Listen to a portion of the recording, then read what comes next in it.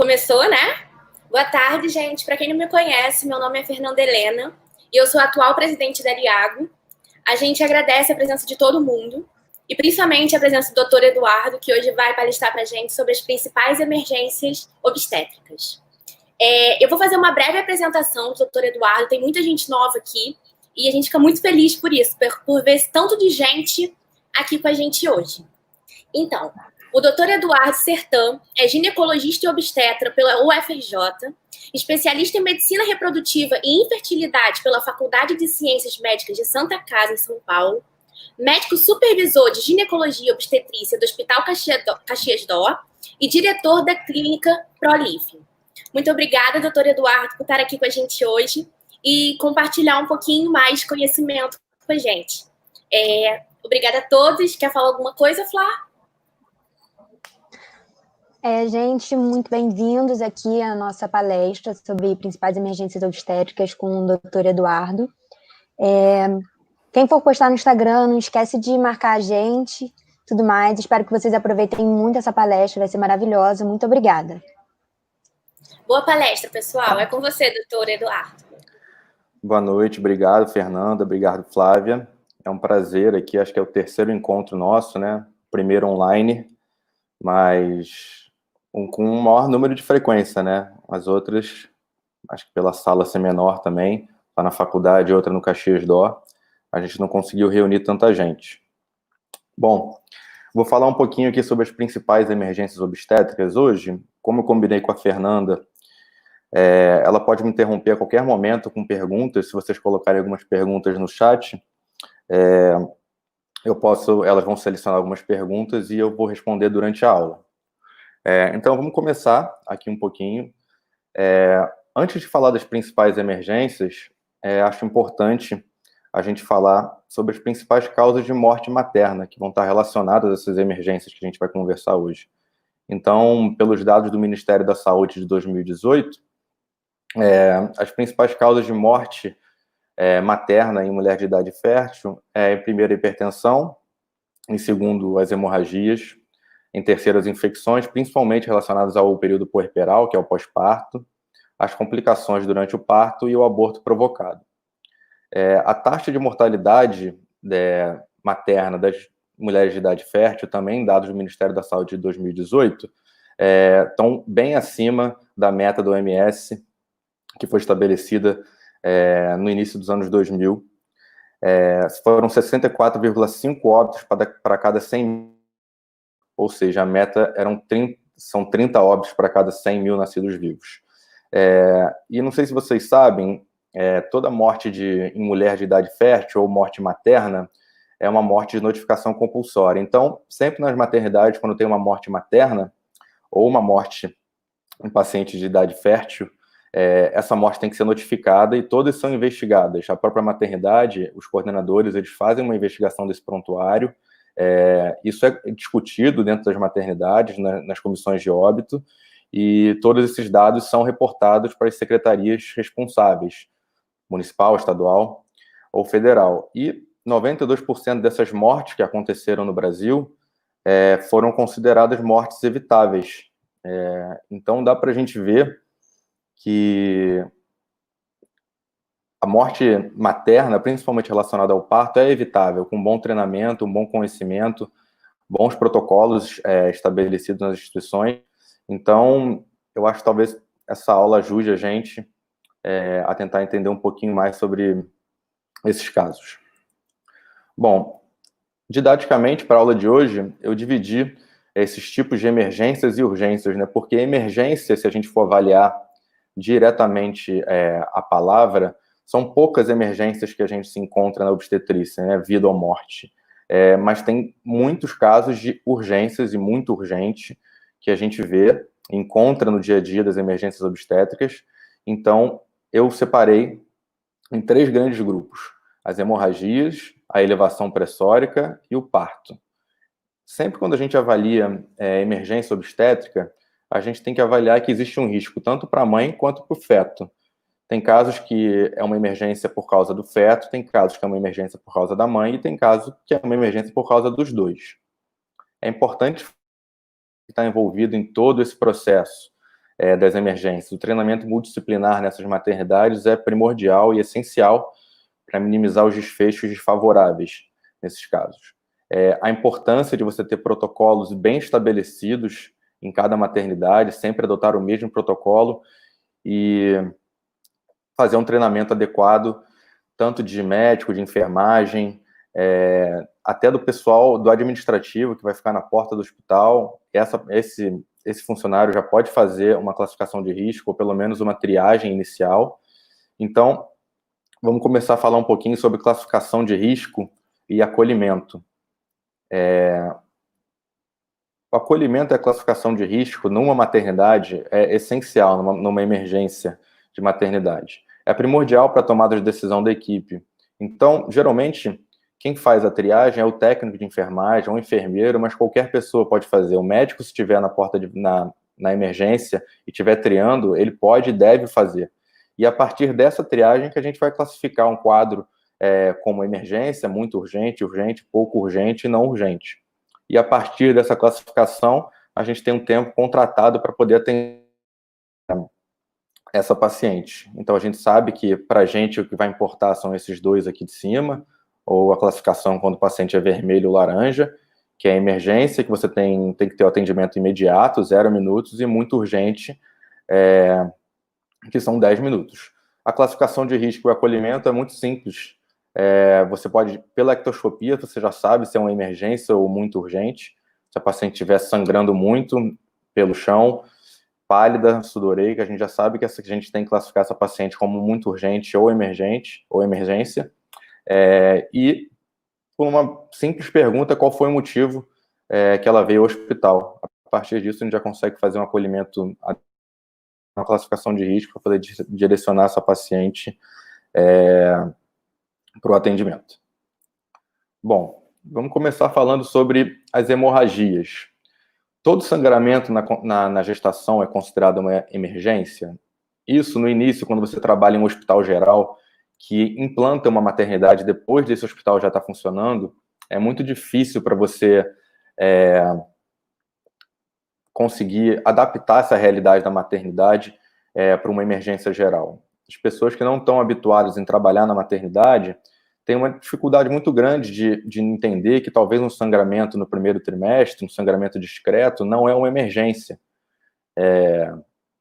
E é um caso muito comum que chega todo dia nas maternidades, pacientes com sangramento no primeiro trimestre.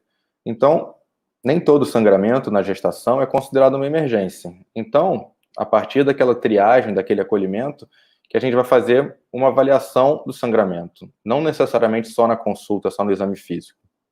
Então, se a gente na triagem já vê uma paciente que está sangrando, escorrendo pela perna, a gente sabe que essa paciente é uma paciente vermelha ou laranja, independente de conversar com ela ou não.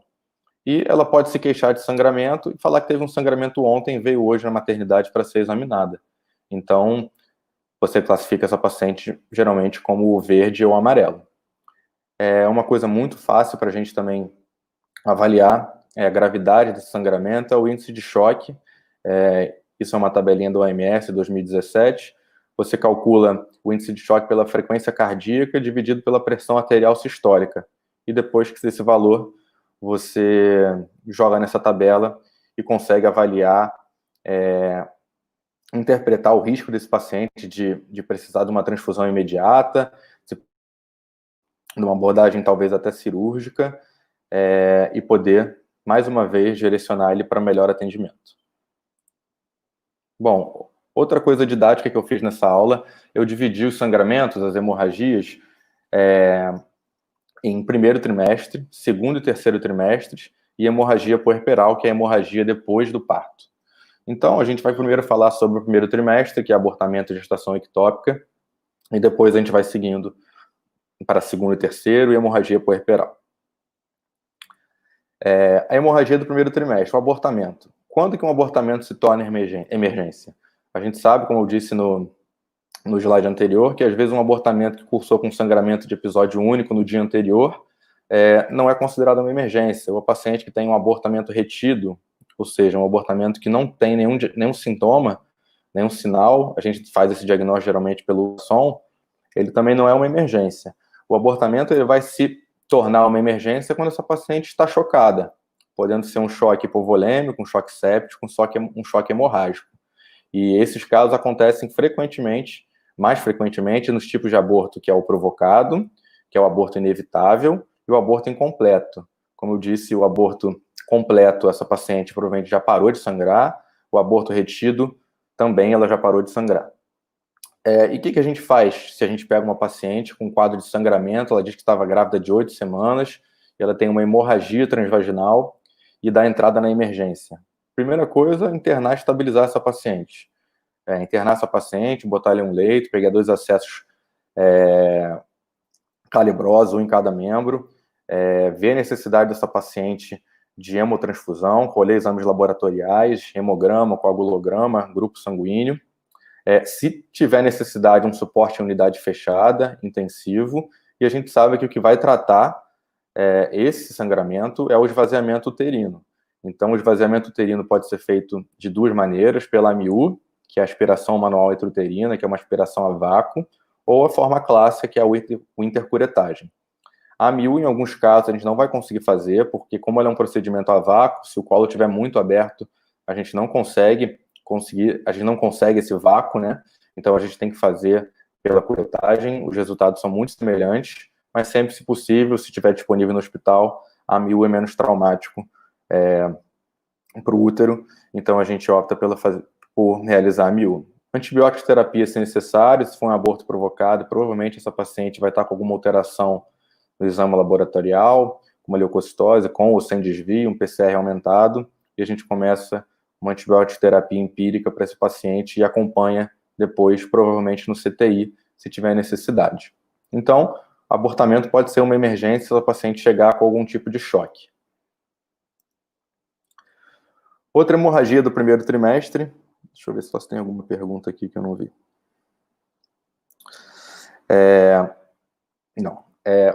Outra hemorragia do primeiro trimestre que pode ser uma emergência é a gestação ectópica,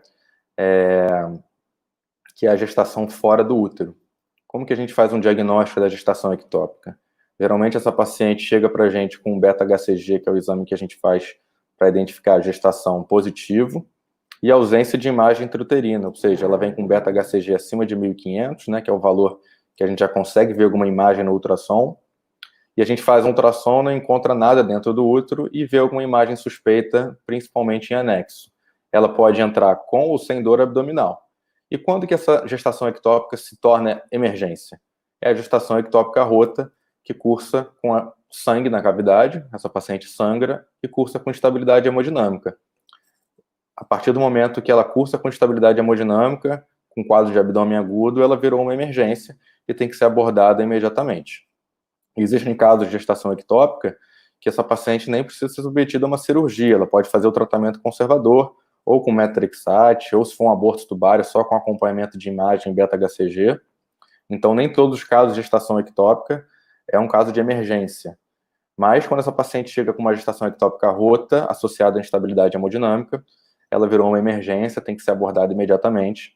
Mais uma vez, a gente interna, estabiliza antes de tudo, mesma coisa, 2 acessos calibrosos, volume, exames laboratoriais para a gente ver como está essa série vermelha, tipagem sanguínea, de novo, avaliar a necessidade de hemotransfusão, se ela precisar de suporte intensivo, se você tiver à disposição na sua maternidade, é válido, e a abordagem cirúrgica, se possível, videolaparoscópica, se não for possível, vai ser laparotomia mesmo.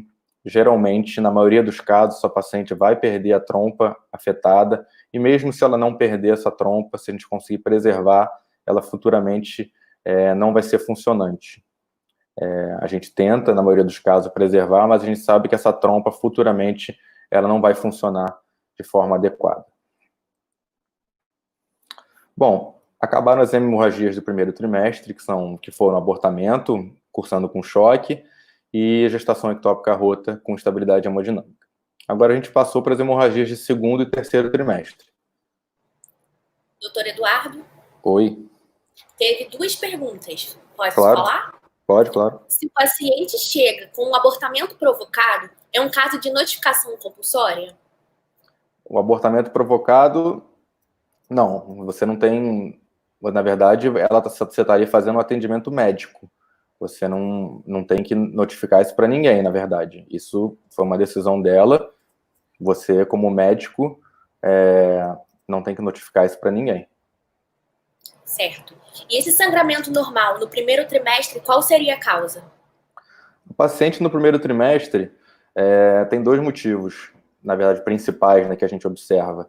A paciente pode desenvolver aqueles hematomas atrás do saco gestacional, que elas falam que estão com descolamento de placenta, e a gente sabe que até a 12ª semana não tem placenta, então ela tem um hematoma subcoriônico, que esse hematoma ele pode sangrar para o colo, dependendo da sua posição, e ela vai ter um sangramento, ou às vezes é um sangramento do próprio colo.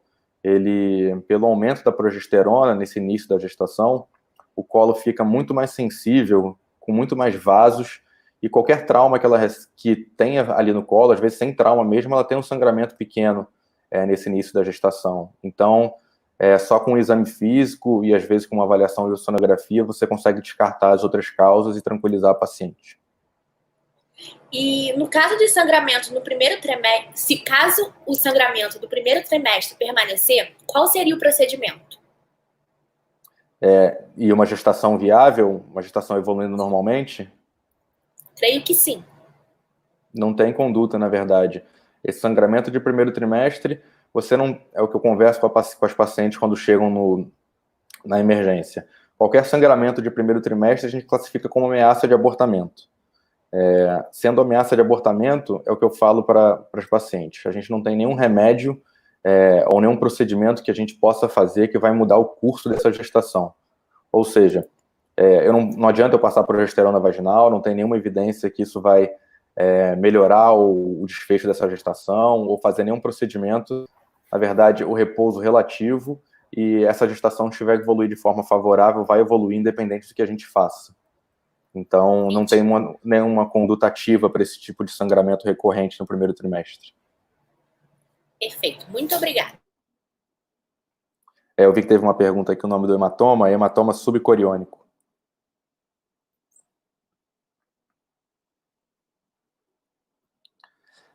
Bom, voltando aqui. A hemorragia de segundo e terceiro trimestre, a gente começa falando um pouquinho da placenta prévia. A placenta prévia é a presença do tecido placentário recobrindo todo o orifício interno do colo do útero, tá vendo? A placenta normal, às vezes, ela se implanta aqui, nesse caso, seria a região fúndica, ou pode ser na parede anterior, na parede posterior, e essa placenta prévia é uma placentação aqui que recobre todo o orifício interno do colo do útero. E como que é o sangramento da placenta prévia? Ela é sempre uma emergência? O sangramento da placenta prévia, isso é um bom... você já identificar o aspecto do sangramento, você já consegue direcionar sua linha de raciocínio, sua linha diagnóstica. É um sangramento ativo, na maioria das vezes, vermelho vivo e indolor. Essa paciente não sente nada, ela só tem um sangramento vermelho vivo, mas não sente contração, não sente dor abdominal. E quando que essa placenta prévia se torna uma emergência? Ela vai se tornar uma emergência quando for um sangramento agudo associado com instabilidade hemodinâmica na mãe, refratário ao tratamento clínico, ou seja, virou uma emergência porque essa paciente está sangrando, a gente não consegue controlar de forma conservadora e ela está cursando com instabilidade hemodinâmica. Ou, agora falando na parte do feto, quando essa paciente cursa com um sangramento agudo, tem uma placenta prévia e a gente observa sinais de sofrimento fetal agudo. No caso de placenta prévia com sangramento agudo, a monitorização fetal rigorosa é mandatória em todos os casos. Ou seja, a cardiotocografia, dependendo da sua disponibilidade na sua maternidade, tem que ser recorrente, se possível intermitente, enquanto ela estiver sangrando, ou seja, o tempo todo, mas se você não puder, tiver poucos aparelhos na sua maternidade, você pode fazer a cada hora, a cada 2, 3 horas, mas a monitorização fetal é importantíssima. E se o feto começar a apresentar sinais de sofrimento fetal agudo, que eu vou falar depois, mais no final da aula, é uma indicação de interrupção da gestação, assim como a instabilidade hemodinâmica da mãe. Então, o que a gente faz nesses casos que a placenta prévia vira uma emergência? Sempre, gente, estabilizar a paciente primeiro. Não adianta você botar uma paciente na mesa de cirurgia se ela estiver instável. O risco para ela é maior que o benefício. Então, estabilização, se possível, exames laboratoriais, série vermelha, tipagem sanguínea, coagulograma. corticoterapia e sulfato de magnésio, se indicado e possível, ou seja, se a paciente tiver indicação de corticoterapia para maturação pulmonar, ele tem que ser feito, mas a resolução da gestação não pode aguardar a corticoterapia. Você não aguarda os 2 dias de corticoide, você não tem que aguardar esse corticoide ser feito para interromper essa gestação. Então, se só deu para fazer uma dose, é só uma dose mesmo. Sulfato de magnésio a gente prescreve para neuroproteção fetal, para fetos abaixo de 32 semanas. Então, se deu tempo de fazer, faz. Se não deu tempo, na obstetrícia, é sempre risco e benefício. A gente vê o que vale mais a pena para a mãe e para o feto nesses casos. É uma contraindicação formal de parto vaginal, a placenta prévia total. Você tem que sempre avaliar a necessidade de transfusão, se essa paciente perdeu muito sangue, essa placenta é enviada para estudo histopatológico. Lembrar que a placenta prévia é um fator de risco para cretismo placentário, então é importante ter muito cuidado na hora do secundamento dessa placenta durante a cirurgia e depois enviá-la para estudo histopatológico. Bom, desculpa. Seguindo com as hemorragias de segundo e terceiro trimestre, outra que muito importante, se você vê uma correria na maternidade, pode ter certeza que ou é um descolamento prematuro de placenta ou é um prolapso de cordão, que eu vou falar mais à frente. Então, o que é o descolamento prematuro da placenta? É o descolamento da placenta da parede do útero prévio ao nascimento do neném. Ou seja, isso é muito grave, porque o neném não vai receber mais fluxo sanguíneo. Então, é muito grave e a taxa de mortalidade desse feto é muito grande. E como é o sangramento da placenta prévia, desculpa, eu escrevi errado, do descolamento prematuro de placenta? É diferente da placenta, pode ou não estar presente, eu vou explicar isso porquê. Ele é mais escuro comparado ao sangramento da placenta prévia e está associado à dor e principalmente ao aumento do tônus uterino.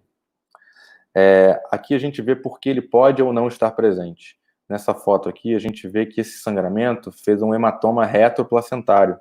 Então, esse sangramento aqui não vai ter comunicação ainda com o orifício interno e externo do colo. Então, essa paciente não vai esterilizar esse sangramento. Se ela esterilizar, é mais um dado para a gente. Então, facilita o diagnóstico. Por isso que o diagnóstico de DPP, como a gente fala, o descolamento prematuro de placenta, ele pode ser um diagnóstico difícil em algumas das vezes. Essa aqui é uma outra foto, a gente vê a área descolada e o hematoma aqui bem grande. Isso foi depois do parto. A gente consegue ver o tamanho desse hematoma que foi feito por trás da placenta. E quando o descolamento prematuro de placenta se torna uma emergência? Sempre. Grande risco materno-fetal. Então, sempre vai ser uma emergência. Estabilização, se necessário, se essa paciente estiver chocada. Avaliação da vitalidade fetal, saber se esse feto está vivo ou não, muito importante. Prescrição de corticoterapia, sulfato de magnésio, se indicado e se possível, avaliar pela idade gestacional e se tiver tempo, e a interrupção da gestação. A indicação na maioria dos casos é uma cesariana de emergência. É importante, tudo isso que eu sempre falo em relação à estabilização, exames laboratoriais, eles são mandatórios em toda grande emergência, e na emergência obstétrica isso não vai ser diferente. Então é sempre importante estar ligado nesses detalhes, principalmente em questão de prova. Geralmente a gente vai direto na resolução do problema e esquece dessas medidas iniciais. Sempre avaliar a necessidade de transfusão e a placenta para estudo histopatológico. Agora, depois que nasce o neném, que cresce o risco materno. Então, a princípio é um risco grande para o feto, e depois que nasce o neném que a gente pode ver os principais riscos para a mãe. Então, no pós-parto imediato, o que a gente pode achar? O útero de Courvellier, que é essa foto aqui com o útero bem escurecido. Esse hematoma retroplacentário vai dissecando o miométrio, então ele vai invadindo essa camada muscular. Ela vai invadindo essa camada muscular e dificulta a contratilidade do útero. Então, maior risco de atonia, maior risco de sangramento, alto risco de esterectomia, e o manejo tem que ser imediato. Então, isso é um grande risco nas pacientes com descolamento prematuro de placenta. E outro, que é bem grave, é a CIVD, que é a coagulação intravascular disseminada. Com esse hematoma que é um grande coágulo por trás da placenta, ele consome bastante fatores de coagulação. Você vai cursar com trombocitopenia, TAP-PTT alargados. Então, você tem uma ativação sistêmica da coagulação. Então, você acaba consumindo plaqueta e fator de coagulação e ativando o fator 4-fibrina. Então, você, ao mesmo tempo, causa hemorragia e trombose. Então, nesse tipo de caso, que são casos graves, você ter um suporte de unidade fechada, um bom anestesista, um bom banco de sangue é fundamental para o desfecho favorável desse quadro. Doutor Eduardo? Oi, claro. Não adianta, então, tomar progesterona quando está perdendo feto? Então, a única indicação formal de progesterona na gestação é o colo curto, ou seja, o colo abaixo de 2,5 centímetros ou 25 milímetros. Não tem outra indicação de uso de progesterona na gestação. Certo. E por que esse sangramento normalmente, algumas vezes, coincide com o ciclo menstrual da mulher no primeiro trimestre? No primeiro trimestre? Isso. Entendi, porque elas confundem às vezes com o ciclo menstrual.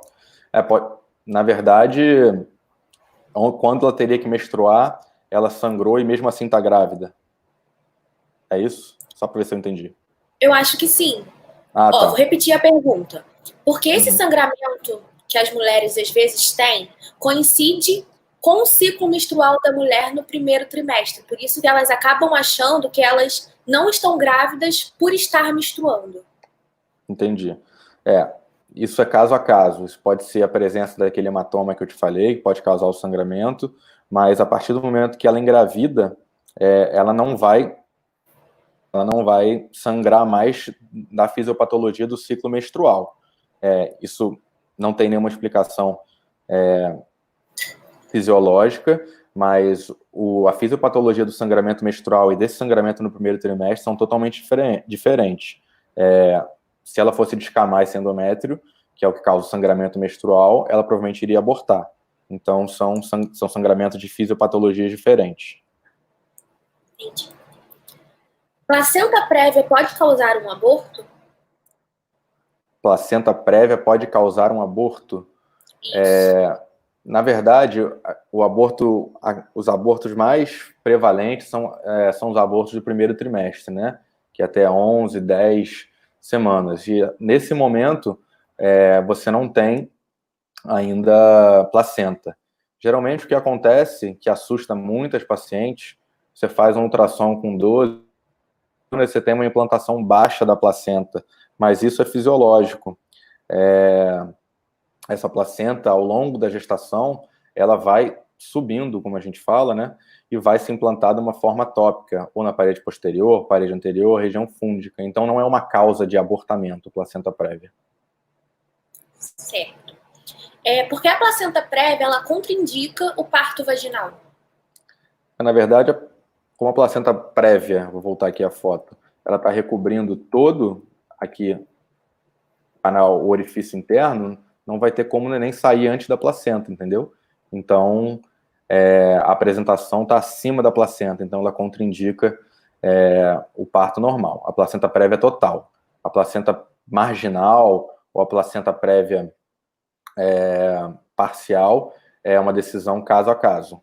Mas a placenta prévia total contraindica o parto vaginal. Certo.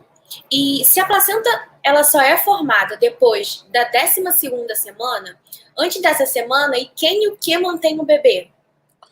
Na verdade, a produção de progesterona é feita pelo corpo lúteo. Por isso que as pacientes, quando fazem fertilização in vitro, que na maioria das vezes não tem essa produção, não tem o corpo lúteo, essa paciente toma progesterona exógena até a 12ª semana de gestação, que é quando a placenta começa a produzir a progesterona e você não precisa mais dar a produção exógena de progesterona, mas quem produz a progesterona nesse início é o corpo lúteo.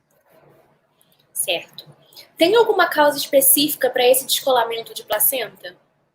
Tem os fatores de riscos clássicos para descolamento de placenta. Pode ser trauma, mas o principal é a hipertensão. Por isso que a hipertensão tem que ser muito bem manejada na gestação. Cesariana anterior é um fator de risco, hipertensão é o principal fator de risco, trauma. Então, você não tem, assim, alguma coisa que você vai bater o martelo que é uma causa, mas você tem fatores de risco para esse descolamento da placenta. A gente sabe que com a pressão muito aumentada, aquelas artérias espiraladas podem acabar se rompendo e vão descolando essa placenta devido à pressão alta. O trauma é pelo trauma mecânico mesmo. Entendi. Tocólise é contraindicada na placenta prévia? A tocólise não é contraindicada na placenta prévia. Ela é contraindicada no caso de emergência, quando a placenta prévia vira uma emergência. Mas em casos de manejo conservador de placenta prévia, a tocólise pode ser feita e é indicada em alguns casos.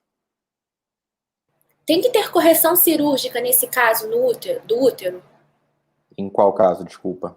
Eu também não consegui entender muito bem. Quem fez essa pergunta, se tiver como você repetir, por favor, no comentário lá embaixo, para ele poder responder direitinho.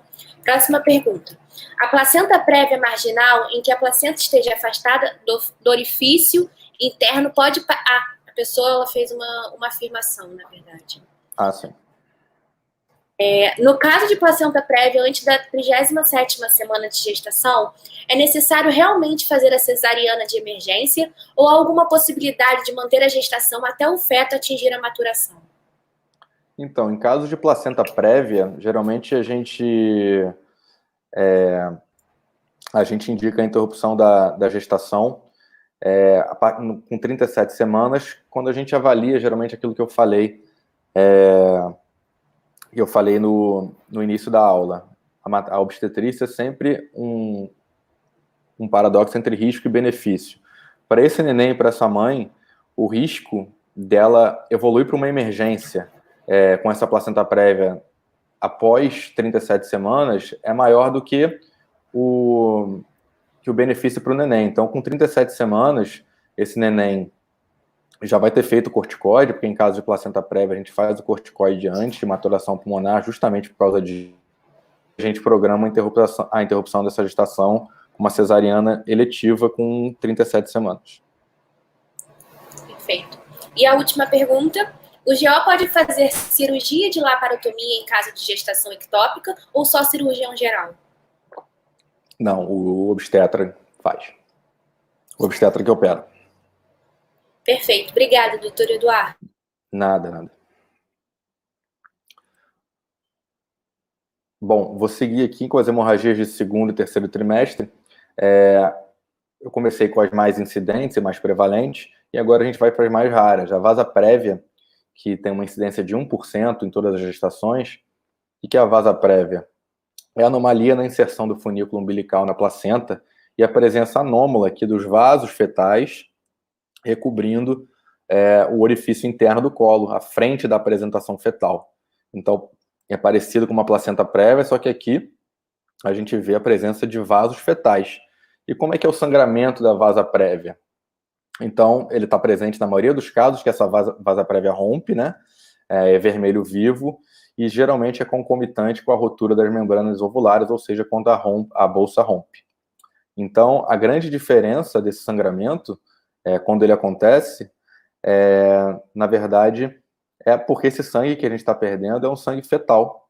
Então, é uma emergência gravíssima, porque a gente sabe que o feto tem aproximadamente 250 ml de volemia. Então, qualquer perda para ele é muito, muito importante. Então, quando que a vasa prévia se torna uma emergência? Então, ela já tem um diagnóstico de vasa prévia, foi feito anteriormente no seu pré-natal, pelo ultrassom, e essa paciente é em trabalho de parto. Se ela entrou em trabalho de parto, virou uma emergência, essa paciente tem que ser submetida a uma cesariana de emergência. Rotura prematura de membranas ovulares e aqueles vasos ali na frente da apresentação também vira emergência, você tem que interromper essa gestação por via alta, porque pode ter uma compressão da apresentação fetal ali no cordão umbilical, isso pode causar a hipóxia e acidose para o feto.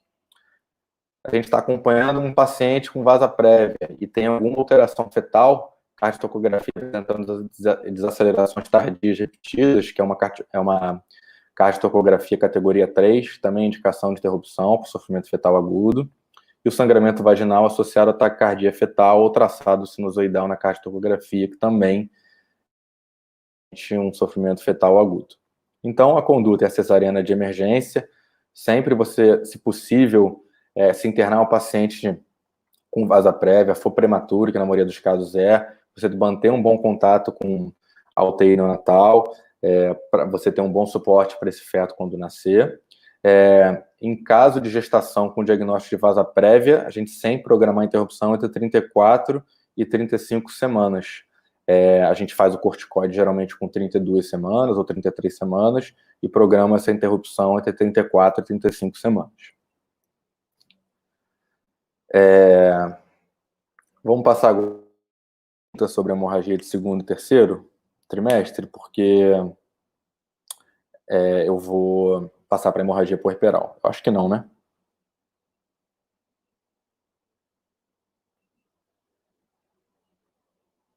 Bom, vou continuar. A hemorragia puerperal. A hemorragia puerperal é a principal hemorragia que a gente tem no ciclo gravídico puerperal. Então, porque ela pode ocorrer em todos os casos, um parto de baixo risco, eutóxico, sem nenhuma alteração, essa paciente pode evoluir com uma hemorragia puerperal. Então, a classificação nova da COG mudou, é uma perda de sangue cumulativa maior que 1.000 ml, antes eram 500 ml, ou qualquer sangramento vaginal associado a sinais de hipovolemia com menos de 24 horas pós-parto, independente da via de parto. Pode ser parto normal ou parto cesariano. A gente tem aquela nossa regrinha para decorar, os 4 T's da hemorragia puerperal.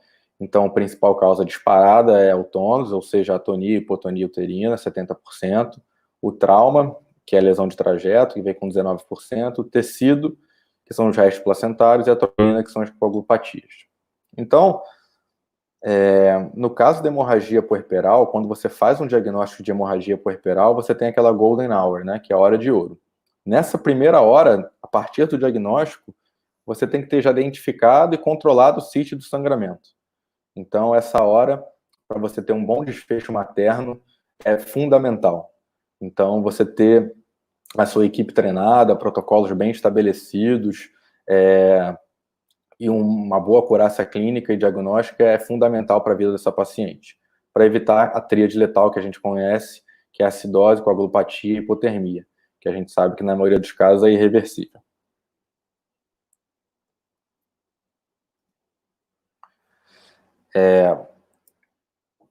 Então, vamos falar um pouquinho sobre a atonia uterina, que é a principal causa de hemorragia puerperal. Então, esse aqui é um fluxograma do Ministério da Saúde, que tem que ser implantado, você tem que ter seu protocolo em toda a maternidade. Nos casos de hemorragia puerperal, você tem que ter uma maleta de emergência, uma maleta vermelha, contendo todas essas drogas de fácil acesso, ter um treinamento de toda a equipe, de médico, enfermeiro, técnico.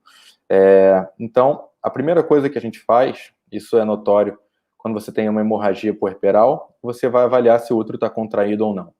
Por ser a primeira causa e por ser a primeira coisa que você consegue fazer, na verdade, é o exame físico.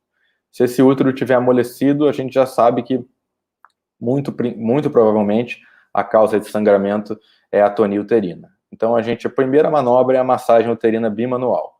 A gente vai fazer uma massagem no fundo do útero, pelo abdômen, e junto vai fazer um toque por via vaginal e fazer essa massagem manual para estimular a contração uterina.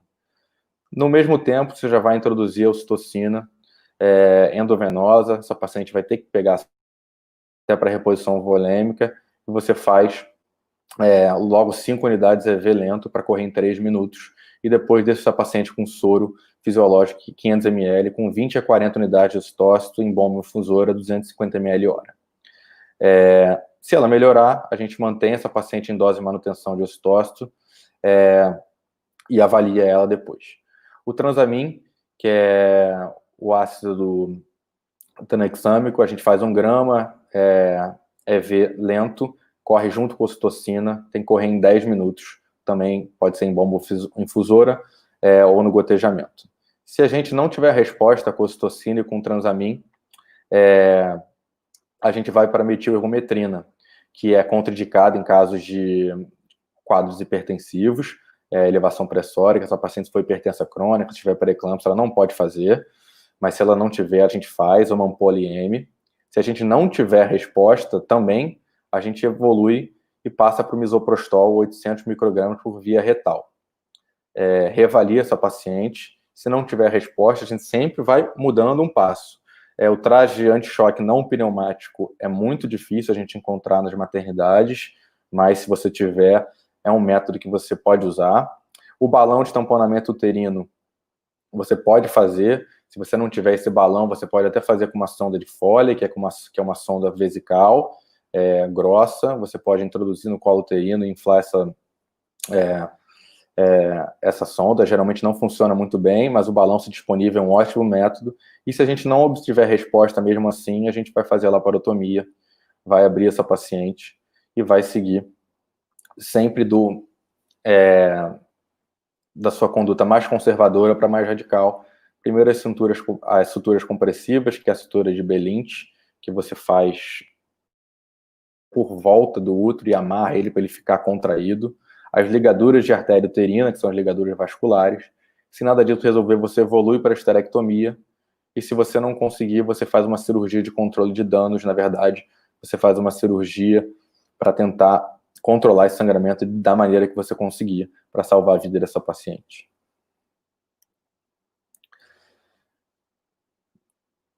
Bom, passando para o segundo T, que é o trauma. Na maioria das vezes o trauma está associado a lacerações de trajeto, principalmente no parto vaginal. Então a gente vai avaliar essa paciente, vai ver que o útero está contraído, vai ver que o sangue ela continua sangrando. A gente pode ter também lacerações que ocorrem por causa de uma cesárea intraparto, ou seja, a paciente está em trabalho de parto, contraiu um tempão, está com o útero super fino, miométrio super fino, e um bebê baixo, na maioria das vezes, tração é difícil, se útero fino, você pode ter uma laceração desse útero. Então, esse outro fluxograma do Ministério da Saúde, ele fala as principais causas que a gente tem aqui e as principais condutas. Se você tiver uma laceração de trajeto, você vai fazer uma revisão do trajeto com o instrumental adequado, vai fazer a revisão, vai suturar essa laceração, vai fazer a revisão do colo uterino e de toda a cavidade vaginal e vai suturar essas lacerações. Se for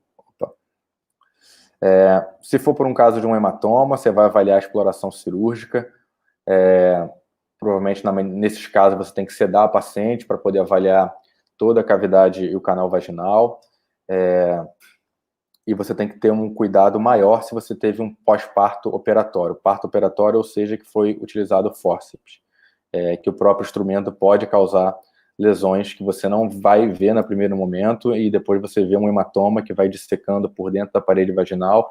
Você tem que ter muito cuidado nesse tipo de caso. Então, por isso que é mandatório em todo parto operatório você fazer a revisão de trajeto com o instrumental adequado. Rotura uterina, que eu vou falar um pouquinho mais para frente, mas a indicação é a laparotomia. E a inversão uterina. Geralmente acontece a inversão uterina quando, na hora do secundamento, em vez de fazer uma tração adequada do cordão umbilical, acaba que o profissional, o médico, o enfermeiro, acaba puxando demais esse cordão e você faz uma inversão uterina, ou seja, a cavidade endometrial, ela se desvira, vira para fora. A gente tem que fazer a manobra de táxi, que ou seja, você com uma mão fechada vai introduzir esse útero para dentro de novo, mas depois você tem que abrir, na maioria das vezes, a barriga para revisar, fazer uma laparotomia, se não conseguir depois colocar esse útero para dentro de novo com a manobra de táxi.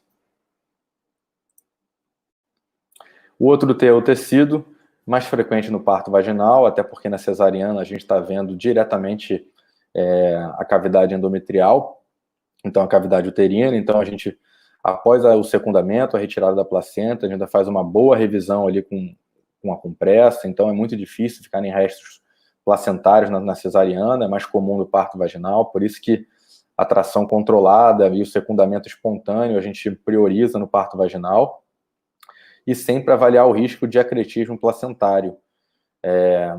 Às vezes essa placenta tem uma dectação prolongada, essa placenta não sai, ou às vezes sai e não sai inteira, e a gente não pode forçar se você tiver dúvida em relação ao acretismo placentário.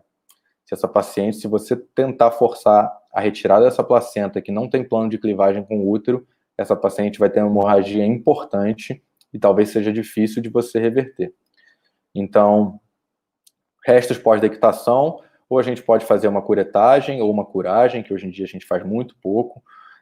No caso de acretismo placentário, não tentar remover a placenta, nem parcialmente, nem por pedaço, e geralmente evolui com esterectomia, com placenta in situ, ou às vezes a gente pode fazer uma conduta conservadora se essa paciente não estiver sangrando, e avaliar o uso de outras drogas para tentar a liberação dessa placenta, metrixate, mas isso é bem mais raro nos serviços de maternidade do SUS hoje em dia. Oi? Doutor Eduardo, na questão das vias de parto, as cesáreas eletivas podem ser a maior causa das hemorragias? Nos casos de cesárea, a cesárea eletiva, a cesárea por si só, pelo procedimento por si só, ela tem mais riscos de sangramento do que o parto vaginal. Independente dela ser eletiva ou urgência. Mas os riscos de sangramento na cesariana são maiores que no parto normal. Isso com certeza. Certo. Na vasa prévia, como que interrompe a via por via alta? O que é via alta em termos ginecológicos? É dar remédio via venosa, oral, para estimular o parto ou fazer cesárea? Ah, não. A via alta é a cesariana, né? Porque a gente fala, desculpa. Via baixa é o parto vaginal e a via alta é a cesariana. Na verdade, a cesariana, como essa placenta está lá embaixo, na vasa prévia, ela perguntou na vasa prévia, certo? Isso. Na vasa prévia não tem muito segredo. O que a gente não quer é que você tenha uma compressão desse funículo umbilical. Então, é uma cesárea que não tem muita dificuldade. Você vai fazer a extração do feto normalmente, porque você não vai comprimir esse vaso que está lá embaixo, lá perto do orifício interno. Então, é uma cesárea que não tem muitas complicações. Perfeito. Qual é o tempo de resposta para cada opção? A pessoa também não deu essa especificada, né? Depois, se vocês puderem mandar lá embaixo. Já sabe qual é? Imagino que seja essa da atonia uterina, né? Isso. Na verdade, você espera de 3 a 5 minutos para cada opção, que é o tempo da infusão, por exemplo, da ocitocina, o misoprostol. É muito dinâmico, na verdade, isso. Você não tem, na verdade, um tempo específico. Na maioria das vezes, você vai fazendo as manobras, se você não vai obtendo resposta satisfatória, você vai passando para o passo seguinte. Você obteve uma resposta minimamente satisfatória, você vai ficar do lado dessa paciente e vai ficar reavaliando ela pelos próximos, no mínimo, 1 hora, para ver se essa paciente vai ficar com o útero contraído, não vai ter mais sangramento. Então, geralmente, não tem um tempo muito pré-estabelecido. Você vai vendo a resposta a partir das medidas que você vai tomando. Massagem não resolveu, entra a ocitocina já. A ocitocina não resolveu, vai entrar o transamin junto e a metilergometrina. Metilergometrina não resolveu, misoprostol. Mais massagem de novo, não resolveu. Aí você vai indo, geralmente, da medida mais conservadora para mais radical. Então, é sempre a paciente, é difícil você botar muito tempo. Se a paciente, em 3 minutos, estiver chocando, eu não tenho como... mas o protocolo diz para esperar 5. Eu não tenho como esperar 5 se ela está chocando, entendeu? Então, eu não tenho, assim, um tempo muito amarrado para cada passo, quanto tempo eu aguardo. Mas eu entendi a pergunta, né? Isso. Grande parte dessas emergências podem ser prevenidas por um pré-natal? Com certeza. Tem emergências que a gente não consegue prevenir, assim. Mas, por exemplo, como eu te disse, qual o principal fator de risco do descolamento prematuro de placenta? É a hipertensão. Se essa paciente estiver fazendo um bom pré-natal, tiver com a pressão controlada, o risco dela desenvolver um DPP é menor. Se ela faz um pré-natal mal feito, não acompanha com cardiologista, não toma os remédios antihipertensivos de forma adequada, a chance dela evoluir com um descolamento prematuro de placenta é muito grande. Se essa paciente tem uma placenta prévia e não fez esse diagnóstico no pré-natal, com ultrassom adequado ou vasa prévia, a chance dela evoluir para uma emergência que a gente não sabe o diagnóstico e talvez o desfecho seja muito ruim para ela e para o feto é muito maior. Então, sempre um pré-natal de qualidade vai minimizar o risco tanto para a mãe quanto para o feto. O vácuo extrator pode causar hemorragia? Qual o tipo de hemorragia? O vapo extrator é menos traumático que o fórceps, né? Mas chega a ser considerado um parto cirúrgico, então ela pode ter um sangramento por laceração, por um trauma ali no trajeto, aumenta sim o risco por causa desse motivo. O enfermeiro obstetra pode executar esses procedimentos de complicações ou só um médico? Como que diferencia o quê? Quem executa o quê? Na verdade, foi o que eu disse no início da aula, por exemplo. Eu vou voltar aqui para a questão do tônus, que é a principal. Eu preciso de uma equipe multidisciplinar, toda junta nesse momento. Ninguém é mais importante que ninguém. Então, por exemplo, quem avalia geralmente a contração uterina no quarto período é a enfermagem. A enfermagem que vê o globo de segurança. Então, ela que vai fazer esse diagnóstico, ela que vai ver se a paciente às vezes está sangrando, ela que vai ver se o útero está contraído ou não. Então, a princípio, geralmente, quem faz esse diagnóstico inicialmente é a enfermagem. Então, por exemplo, se ela já fez o diagnóstico, com certeza, se ela viu que esse útero não está contraído, ela vai fazer a massagem. E vai, com certeza, chamar ajuda, seja de um médico, seja de outro enfermeiro. A prescrição de medicamento pelo CFM só pode ser feita pelo médico. Mas, com certeza, o acesso, quem vai pegar, se for o médico ou o enfermeiro, está todo mundo junto nesse processo. Então, quanto mais alinhado tiver uma equipe, com certeza, a maior chance de sucesso. Entendi. Obrigada. Vou seguir aqui. A gente parou em trombina, né? Usualmente, nos casos de hemorragia puerperal, não é muito prevalente, né? As coagulopatias, mas quando acontece é um quadro muito grave, semelhante àquela coagulopatia que eu falei no caso do DPP. A gestante, por si só, já tende a fazer um caso de hipofibrinogenia por si só, isso é fisiológico da gestação. Então, uma boa anamnese, nesse caso de hemorragia puerperal, isso que eu disse também, a importância do pré-natal. Se eu sei que essa paciente tem uma doença de von Willebrand prévia, óbvio que eu vou ficar muito mais atento a essa paciente no pós-parto. Se essa paciente usa anticoagulante ou sangrou muito durante o intraoperatório, ou seja, ela fez uma CIVD por causa do DPP, com certeza, se essa paciente sangrar, eu vou pensar em coagulopatia. O tratamento para essas coagulopatias, geralmente, eles se dão com mais eficácia num hospital que tem um banco de sangue, que tem já um protocolo bem estabelecido para essa transfusão maciça. Então, se sua maternidade não tem um protocolo de transfusão maciça, é fundamental que ela tenha.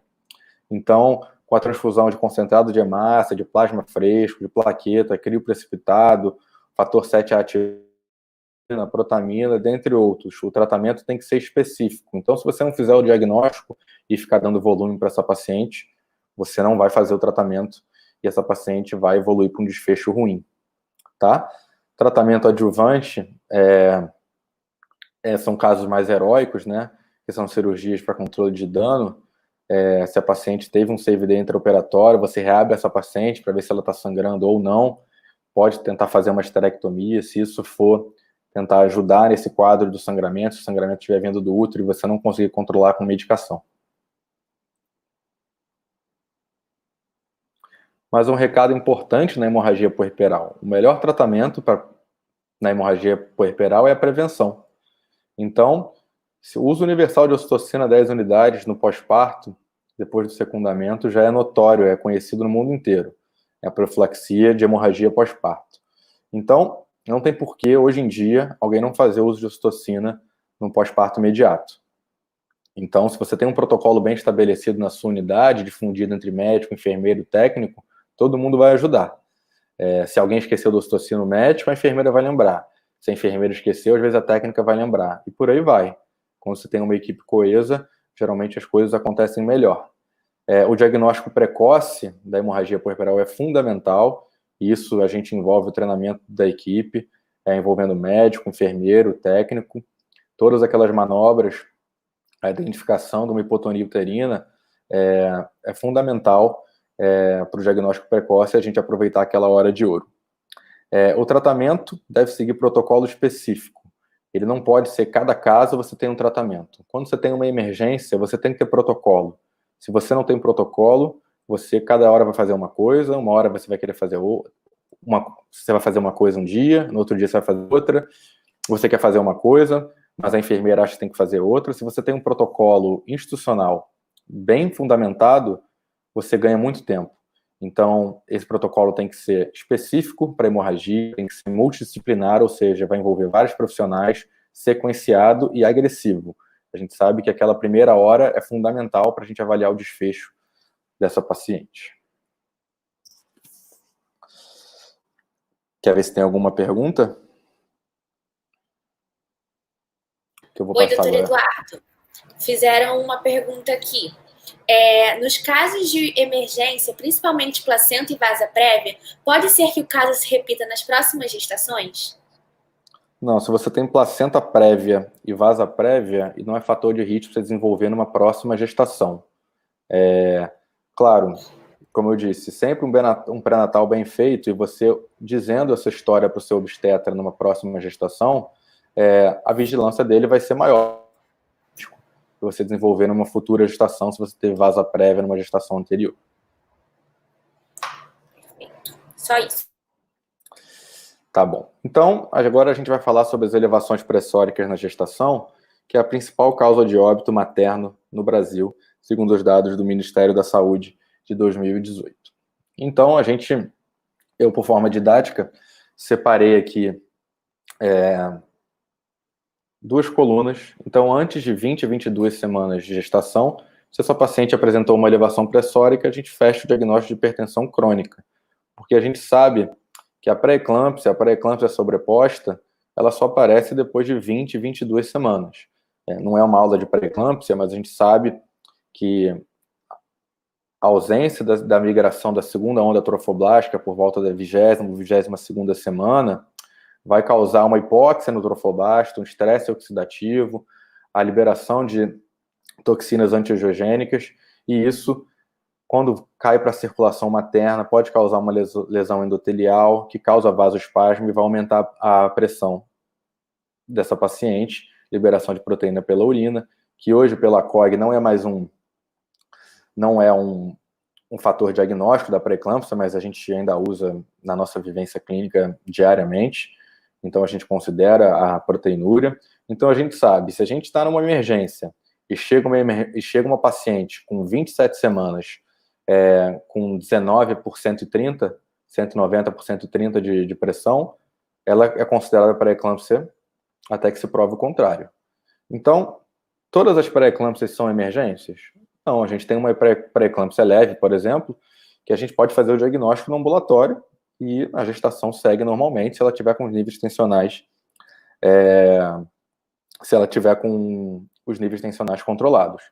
Então, como a aula de hoje é sobre emergência hipertensiva na gestação, a gente vai falar só dos quadros graves que podem virar emergências durante a gestação, que é a pré-eclâmpsia grave, a eclâmpsia e a síndrome HELP. Então, começando com a pré-eclâmpsia grave, aquilo que eu disse. Qualquer gestante acima de 20 a 22 semanas que dá entrada na emergência apresentando pressão arterial sistólica acima de 160 e pressão arterial diastólica acima de 110 deve ser considerada pré-eclâmpsia grave até que se prove o contrário. Então, essa paciente que chegou com 27 semanas com 190 por 110, ela vai entrar no protocolo de emergência hipertensiva, se o seu serviço tiver, ou vai ser considerada uma paciente pré-eclâmpsia até que se prove o contrário. Então, como é que é a abordagem dessa paciente que chegou com uma elevação pressórica a esclarecer, interrogando pré-eclâmpsia? Ela vai ser internada com assistência em unidade fechada ou não. Isso depende muito de como se o seu hospital tem unidade fechada, tem leito disponível para gestante. Então, idealmente, é o adequado que ela fique numa unidade fechada, uma unidade de monitorização contínua. A principal droga nesses casos não é o antihipertensivo. O mais importante para ser administrado nessa paciente, se a questão de prova de residência cai muito, é administrar o sulfato de magnésio. É a principal droga nos casos de pré-eclâmpsia grave, é o que vai prevenir a convulsão, que vai prevenir a eclâmpsia. Então, se você tiver que escolher uma droga para administrar nessa paciente, é o sulfato de magnésio. Administrou o sulfato de magnésio, você vai prescrever antihipertensivo para controle pressórico, se necessário. O que geralmente a gente usa aqui é um antihipertensivo venoso, que é a hidralazina, e a gente dilui essa hidralazina 1 ml para 19 ml de água destilada e faz 5 ml e reavalia em 20 minutos. Avaliação da vitalidade fetal, importantíssimo. Você tem que ver como está esse feto. A gente sabe que a pré-eclâmpsia é uma doença que cursa com insuficiência placentária, então você tem que avaliar a vitalidade desse feto. Você tem que avaliar a maturação pulmonar de fetal, ou seja, se você vai prescrever o corticoide ou não. Lembrando que o corticoide só tem que ser prescrito se você indicou a interrupção dessa gestação. A rotina sérica, ou seja, você vai pedir exames que vão avaliar lesões de órgão-alvo. Hemograma, função renal, função hepática e marcadores de hemólise. A proteinúria de 24 horas, essa paciente vai colher automaticamente, porque pela administração do sulfato de magnésio, essa paciente tem que ser sondada para você quantificar a diurese, porque a intoxicação por sulfato de magnésio, ela acaba diminuindo a diurese, então você tem que ficar avaliando essa diurese horariamente. Então, toda a urina que ela vai coletar já vai ser enviada 24 horas para análise no laboratório. Se tiver acima de 300 miligramas de proteína às 24 horas, ela fechou o diagnóstico de pré-eclâmpsia grave. A gente interrompe a gestação nos casos de pré-eclâmpsia grave? É muito individual. Depende muito da idade gestacional, principalmente.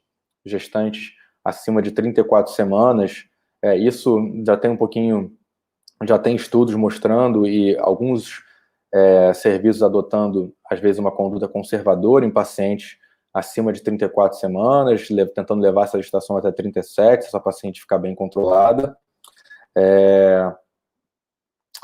E tem a maioria das maternidades, se a paciente tiver acima de 34 semanas, a indicada a interrupção da gestação depois da estabilização do quadro. A eclâmpsia nada mais é que a eclâmpsia grave associada à convulsão. Então, nossas medidas básicas, sempre nas pacientes de emergência, a internação com assistência intensiva, ou seja, unidade fechada, permeabilidade das vias aéreas, que essa paciente está convulsionando, a gente não pode esquecer disso. A administração do sulfato de magnésio, a principal droga, não se usa benzodiazepínico para eclâmpsia, a não ser que essa paciente tenha crises convulsivas refratárias. Antihipertensivos para controle da pressão arterial, se necessário. Eu já vi muitos casos de paciente com diagnóstico de pré-eclâmpsia, com curva pressórica no momento normal, que convulsionaram.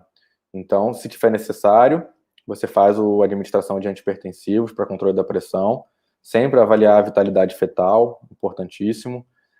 Rotina sérica, mesma coisa, lesão dos órgãos-alvos, hemograma, coagulograma, função renal, função hepática e marcadores de hemólise.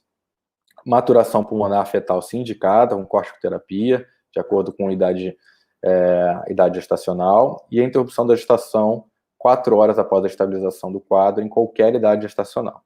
Então, se a paciente cursou com eclâmpsia, é igual à interrupção da gestação. Você nunca pode encontrar uma paciente que já falou que convulsionou essa gestação, tem pré-eclâmpsia e segue com essa gestação normalmente. Uma conduta errada. A síndrome HELP, que é uma forma grave de pré-eclâmpsia, caracterizada, como diz a própria sigla, por hemólise, plaquetopenia e elevação de enzimas hepáticas. É um quadro grave, que geralmente demanda muito cuidado, um cuidado multidisciplinar. A gente sempre, às vezes, tem a ajuda dos clínicos, do hematologista. Também é um quadro de vigilância intensiva. Esse paciente, se possível, tem que ficar no CTI, exames laboratoriais seriados. O protocolo de pré-eclâmpsia grave, se necessário, se essa paciente tiver com sinais ou sintomas de alarme de iminência de eclâmpsia ou aquele pico pressórico acima de 160 por 110. Se ela tiver distúrbio de coagulação, a gente tem que corrigir, por isso a ajuda do hematologista é importante. Avaliar a transfusão de concentrado de plaquetas, caso essa plaquetopenia seja menor que 50 mil. Sempre se você tiver dúvida na plaquetopenia, você pede para colher outra amostra em tubo de citrato. Avaliar o hematoma subcapsular hepático. A gente sabe que o risco de ruptura de cápsula hepática em casos de pré-eclâmpsia grave, acontece, então ultrassom de abdômen, se essa paciente tiver clínica, pode ser válido. Sempre avaliar a vitalidade e a viabilidade fetal e a interrupção da gestação após estabilização do quadro, tanto clínico, em relação à pressão, quanto laboratorial, para a gente tentar submeter essa paciente à interrupção da gestação de uma forma mais segura possível. Dúvidas? Doutor Eduardo, no risco iminente de morte na eclâmpsia, como funciona se tiver que escolher entre a mãe e o feto?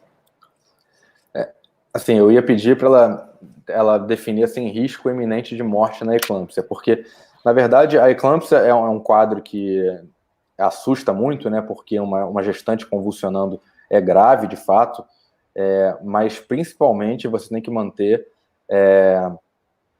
na verdade, a serenidade nesses momentos. Então, o principal nesse momento é você estabilizar o quadro da paciente. Então, se ela chega convulsionando, a minha meta agora é estabilizar o quadro da paciente. Então, eu não vou interromper uma gestação se ela estiver convulsionando, entende? Então, na verdade, se essa paciente chega com um quadro de eclâmpsia, eu tenho que fazer todo o protocolo de emergência hipertensiva, ou seja, administração de sulfato de magnésio, controle de pressão se necessário, estabilização, exames laboratoriais, e ver se essa paciente, depois de estabilizada, vai ter condições de interrupção da gestação, que é o indicado 4 horas depois da estabilização do quadro. Por isso que o protocolo é esse. Então, na verdade, não tem muita escolha entre mãe e feto. Na verdade, a gente vai sempre estabilizar a mãe antes. Então, teoricamente, eu não sei se eu vou responder a pergunta dela, mas a escolha seria entre a mãe, porque a estabilização do mandatório primeiro, antes da interrupção da gestação. O uso prolongado de anticoncepcional pode dificultar a gravidez e proporcionar um maior risco a desenvolver trombose? Na verdade, o uso de anticoncepcional, ele não vai dificultar você engravidar depois. E, na verdade, ele tem um risco de trombose, todo mundo sabe, é notório. O estrogênio, a gente sabe que aumenta o risco de trombose, mas o risco de trombose na gestação e no puerpério é maior do que quem usa anticoncepcional. Então, isso muita gente não sabe. Então, o risco dela ter trombose na gestação é maior do que o risco dela ter trombose usando anticoncepcional. Então, não vai ser isso que vai aumentar o risco dela de ter trombose, se ela usou anticoncepcional por muito tempo.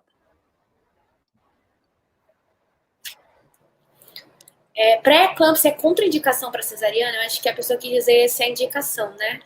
Não é contraindicação. Vou tentar responder assim, que eu já imaginei a pergunta. Não é contraindicação para parto normal, a pré-eclâmpsia, nem a pré-eclâmpsia grave. Se essa paciente estiver estabilizada, com níveis tensionais controlados, a gente pode induzir o parto dessa paciente e ela pode ter o seu neném por via vaginal. Então, a pré-eclâmpsia não é contraindicação de parto vaginal. Sobre exames laboratoriais, quais alterações renais e hepáticas podem ocorrer em caso de pré-eclâmpsia e quais as consequências?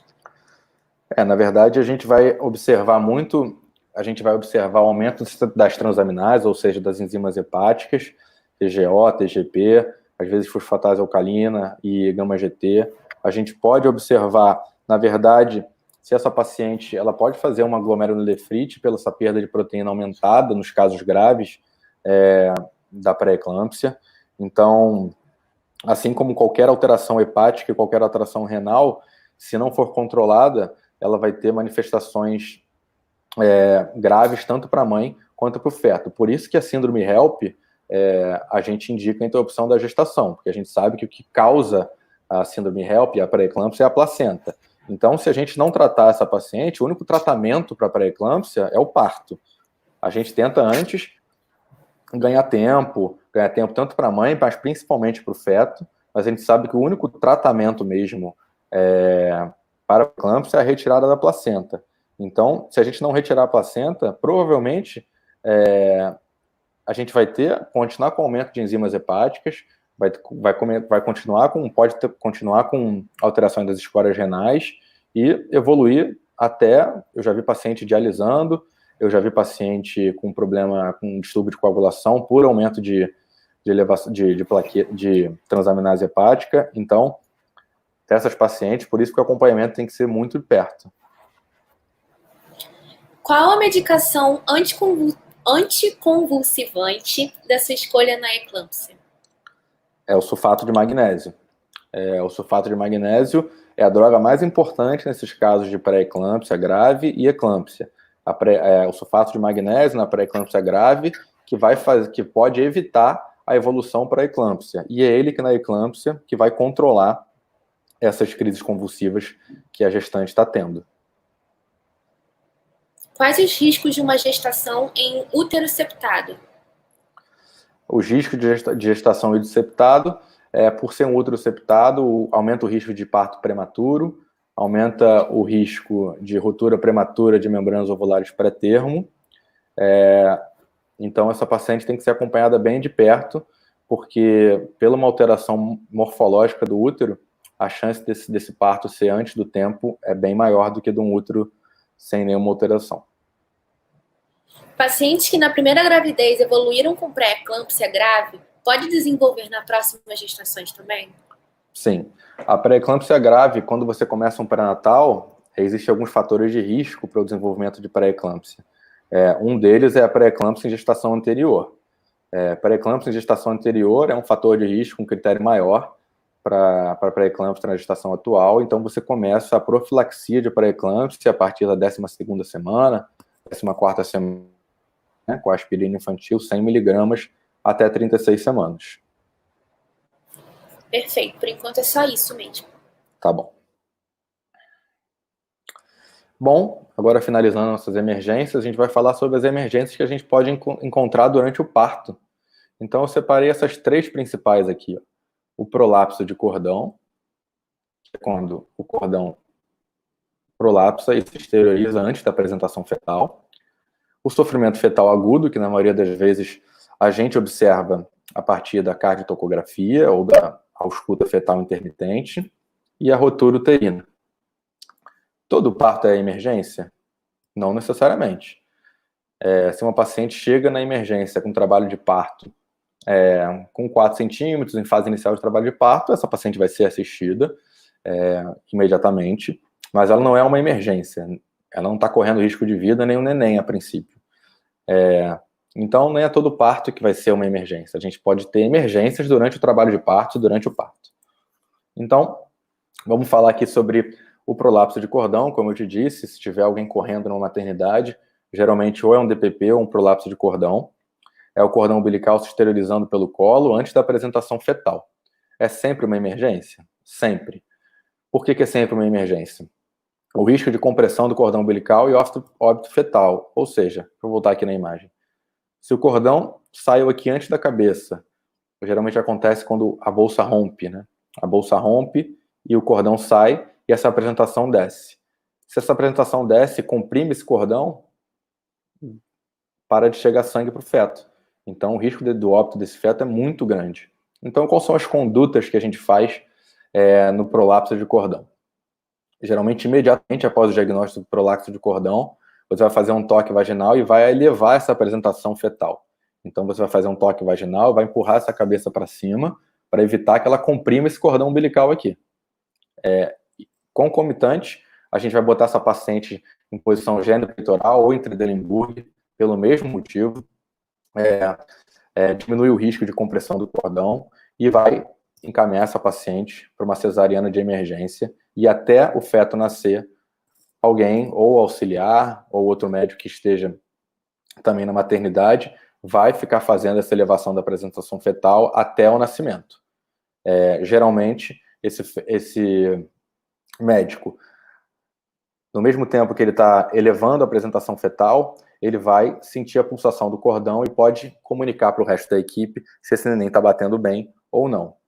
É uma cesariana de emergência e o protocolo é o que recomendam que esse neném nasça em 10 a 15 minutos. É uma situação de emergência grave e, como eu disse, como sempre, se você tiver uma boa equipe, uma equipe treinada, a chance de desfecho tanto para o neném quanto para a mãe é melhor. Sofrimento fetal agudo. Como que a gente vai fazer o diagnóstico de sofrimento fetal agudo? O sofrimento fetal agudo ele só pode ser encontrado se você avalia esse neném e avalia a frequência cardíaca desse neném. Mecônia é igual a sofrimento fetal? Isso aí, espero que ninguém ache isso ainda. Isso é uma coisa bem antiga. Então, se a paciente rompeu a bolsa e vier mecônio, Não necessariamente esse feto está em sofrimento fetal. Então, como que a gente consegue descobrir e acompanhar esse feto durante o trabalho de parto? Durante a cardiotocografia, todo mundo conhece esse exame, eu acho, é um exame que a gente coloca duas sondas, uma que avalia a contração uterina, que a gente coloca no fundo do útero, e outra que a gente coloca no foco cardíaco do feto, e o aparelho registra a frequência cardíaca e a intensidade das contrações. Então, quando que a gente observa um sofrimento fetal agudo na cardiotocografia? São as cardiotocografias categoria 3 da COG, que a gente observa e classifica da seguinte maneira. A categoria 3 é uma cardiotocografia sem variabilidade, associada a desacelerações tardias, que é uma desaceleração que não tem relação com a contração, ou as desacelerações recorrentes. Também associada à bradicardia. O que isso vai sugerir para a gente? Sugere hipóxia ou acidose. Então, se você vê esses traçados aqui na frente, que eu vou mostrar, isso aqui é uma cardiotocografia categoria 3. Então, a gente vê que a linha de base dessa cardiotocografia está em 150, ou seja, o feto está batendo a 150, não tem a variabilidade, que a gente vê que é aquela serrinha aqui na linha de base do neném, e também aqui a gente observa as desacelerações recorrentes. Então, a gente aqui teve uma contraçãozinha bem baixa, que nem foi uma contração, e o feto desacelerou e recuperou. Depois, novamente, mesma coisa. Isso, se ficar recorrente por mais de 10 a 20 minutos, é um sinal de sofrimento fetal agudo. Agora, um outro caso. Aqui também, mesma coisa, linha de base de 150, sem variabilidade, ou seja, quase uma linhazinha reta. E a gente vê que a frequência cardíaca desse neném vem diminuindo, sem relacionada à contração. Aqui a gente tem uma contração e depois da contração, essa frequência vem diminuindo. Demora muito tempo para recuperar. Diferente dessa aqui, que ela diminuiu e recuperou rápido, essa aqui demora muito tempo para recuperar, para voltar à linha de base. De novo, 150, caiu, sem relação com a contração, demora muito tempo para voltar à linha de base. Aqui também a gente teve um dipzinho, que é uma desaceleração também, muito pequeno. Então, esses dois casos aqui são exemplos de cardiotomografias categoria 3 da COG, que indicam sofrimento fetal agudo. Taquicardia fetal permanente, ou seja, por minuto, nem batendo acima de 160, também pode falar a favor de sofrimento fetal. A gente tem inúmeras manobras para fazer antes de considerar esse sofrimento fetal, para ver se o feto recupera. Bradicardia, a mesma coisa, mas a bradicardia a gente fica sempre com mais atenção nesse feto, comparando com a taquicardia. Então, a bradicardia mantida, a gente considera também um sofrimento fetal, e é sempre uma emergência pelo aumento da mortalidade fetal nesses casos.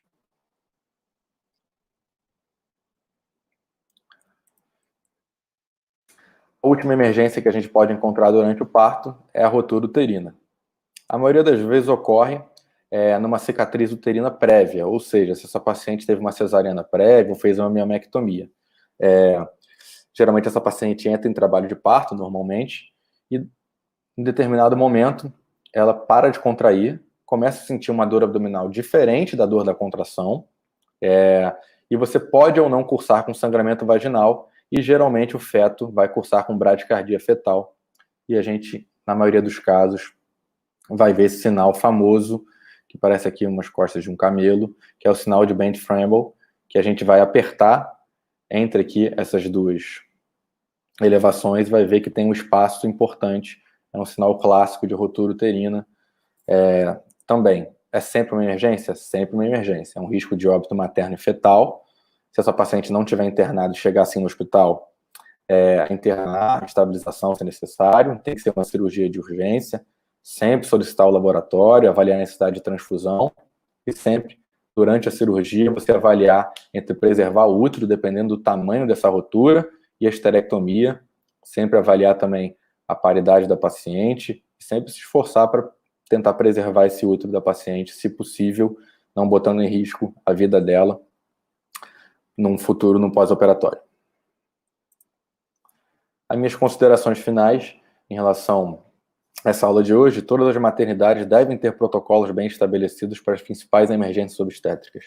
A gente só consegue ter êxito nesses casos se a gente tiver uma equipe bem treinada, protocolos bem estabelecidos, que a gente com menos de casos. Qualquer minuto nesses casos de emergência obstétrica pode definir entre um feto vivo, um feto morto, uma mãe viva e uma mãe morta.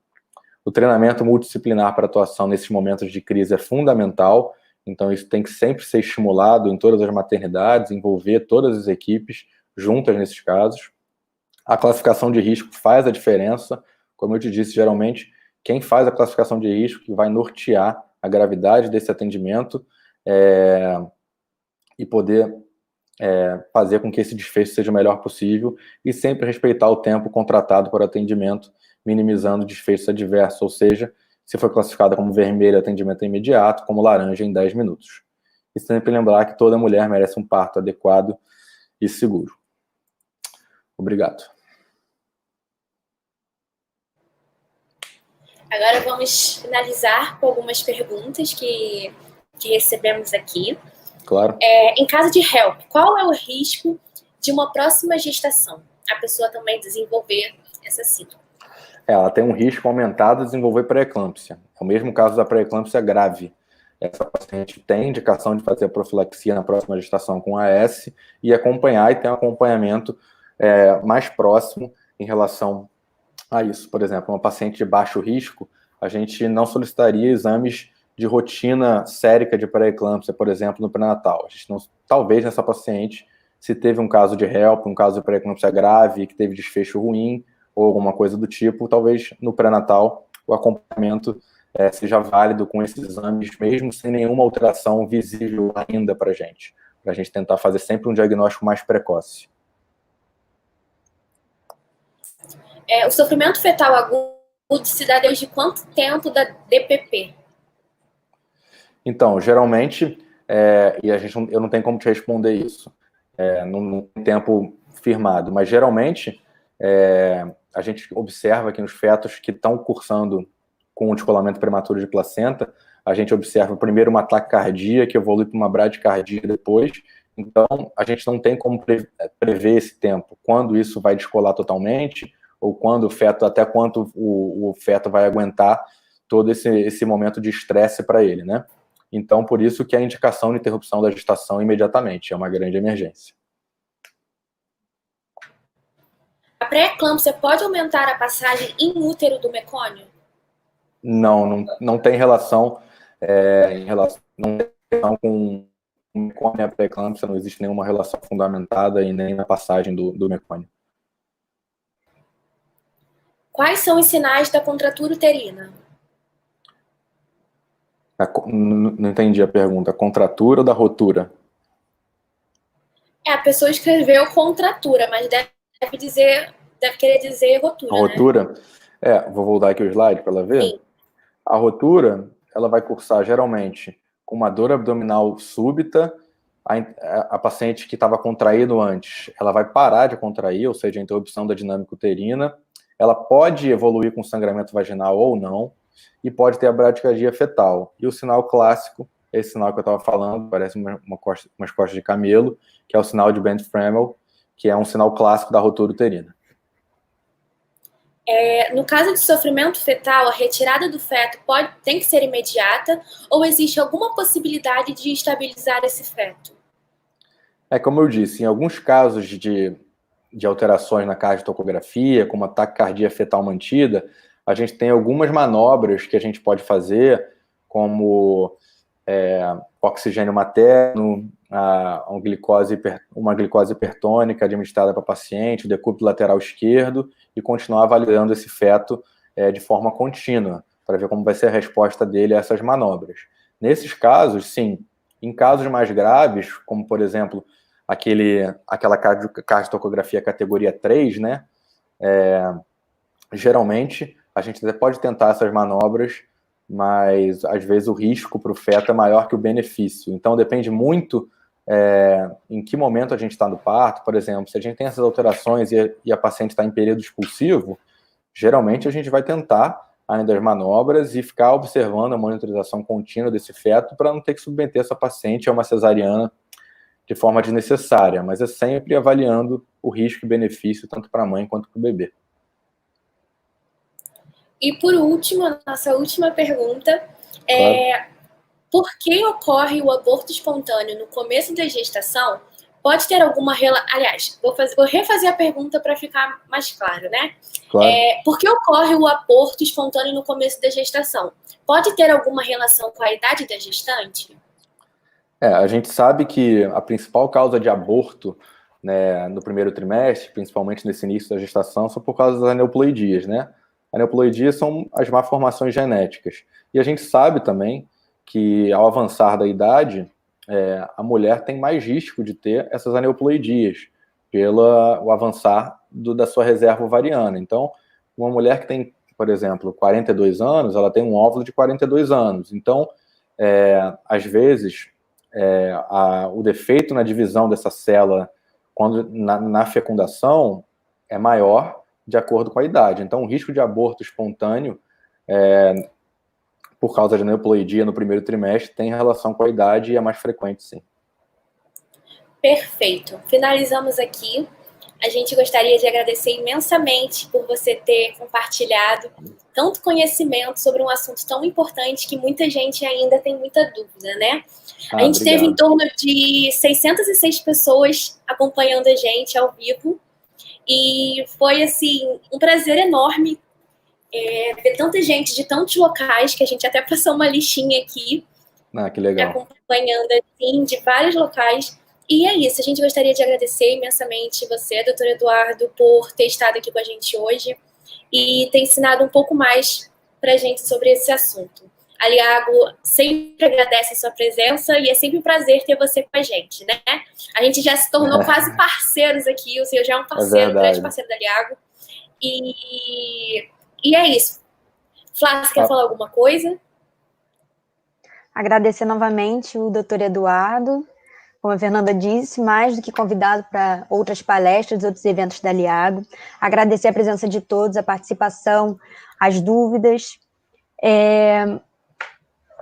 Bom, em relação à Liago em si, a gente agradece muito a participação ativa de vocês em compartilhar a nossa palestra e vamos lançar novas palestras a partir da semana que vem.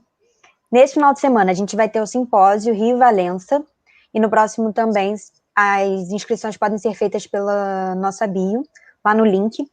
E também vai ter o primeiro congresso de ligas de medicina da família e especialidade, que vai ser dia 19, 20, 26 e 27 de julho, vai ter participação da Liago também, inscrição lá no link da bio. Então, acompanhem a gente, @liago.unigranrio, preenchem um formulário que eu já coloquei aqui para vocês. Se vocês quiserem, eu coloco de novo aqui no chat.